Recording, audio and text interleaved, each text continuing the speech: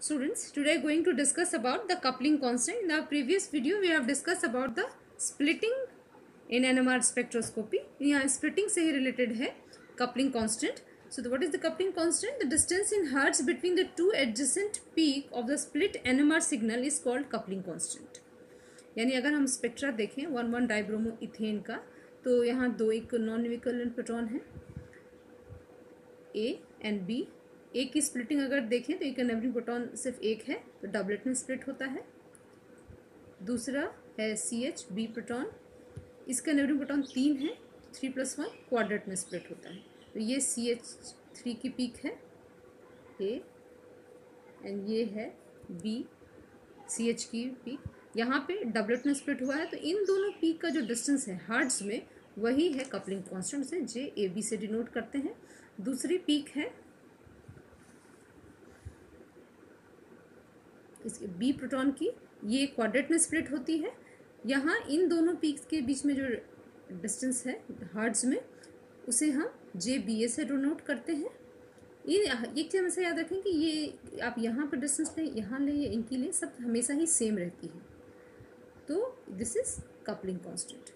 What is the characteristic of this one? Now we will discuss. The first and most important thing is the magnitude of this coupling constant J. हमेशा J से denote करते हैं coupling constant को. Coupling constant J is independent of the operating frequency. यानी कि आपका instrument 300 megahertz पे run कर रहा हो या 600 मेगाहर्ट्ज पे रन कर रहा हो, J की वैल्यू हमेशा कांस्टेंट ही रहती है. Second thing, its magnitude depends on the number and the types of proton that connects the coupled proton. दोनों कपल्ड प्रोटॉन्स को कितने नंबर्स हैं या किस टाइप के हैं उस पर डिपेंड करता है कि J की वैल्यू कितनी होगी. वो हम जब टेबल डिस्कस करेंगे वो आपको क्लियर हो जाएगा ये चीज़. Second thing, it depends on the geometrical relationship of the protons. यानी कि वो प्रोटॉन आपस में सिस हैं या ट्रांस से किस रिलेशनशिप में हैं उस पर भी डिपेंड करता है. इसलिए ऐसा है क्योंकि J की वैल्यू डायहेड्रल एंगल पे भी डिपेंड करती है, इसीलिए ज्योमेट्रिकल रिलेशनशिप पे भी डिपेंड करता है. Moreover, coupling constant for two non equivalent protons, that is the geminal protons, is less than the non equivalent protons bonded to the adjacent sp2 carbon. यानी कि double bonded carbon है जो pi electron से attach carbon है, उसके अगर एक ही carbon पे दो प्रोटॉन्स हो और एडजेसेंट कार्बन पे दो प्रोटॉन हो, suppose C double bond C है, अगर एक ही कार्बन पे दो नॉन इक्विवेलेंट प्रोटॉन हो या फिर अलग अलग कार्बन पे नॉन इक्विवेलेंट प्रोटॉन हो, तो इस केस में कपलिंग ज़्यादा होगी, कपलिंग कांस्टेंट की वैल्यू ज़्यादा होगी कंपेयर टू दिस वन. ये हम लोग लास्ट लेक्चर में भी हमने डिस्कस किया कि इस केस में कपलिंग कांस्टेंट की वैल्यू कम होती है. अब हम डिटेल में डिस्कस कर लेते हैं कि ये सारे फैक्टर से कैसे वैल्यू अफेक्ट कर रहा है. ये देखिए, हम हमेशा जानते हैं कि कपलिंग के लिए जो कंडीशन है वो 3 पाई सिग्मा बॉन्ड का डिस्टेंस होना चाहिए, उससे ज़्यादा होने पे कपलिंग नहीं होती है. तो इस केस में 7 है वैल्यू. अगर ज़्यादा हो गई, यहाँ 1 2 3 4 सिग्मा बॉन्ड्स आ गए, तो यहाँ पे कपलिंग हो गई नहीं, स्प्लिटिंग्स ही नहीं होगी, तो कपलिंग कांस्टेंट कोई बात ही नहीं है, इसीलिए कपलिंग कांस्टेंट 0 होगा.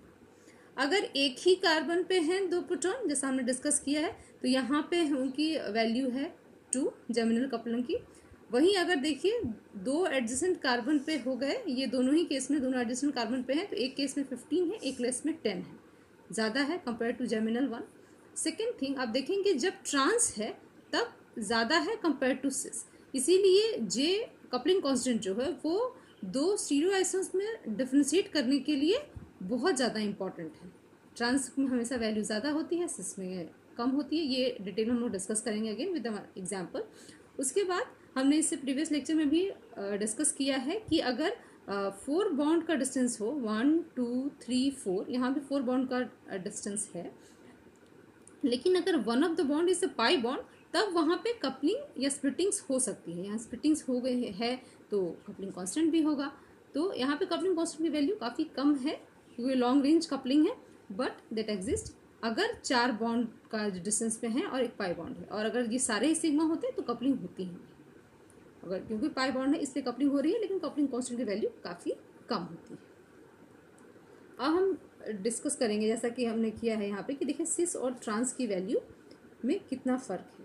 तो The coupling constant can be used to distinguish between the cis and trans.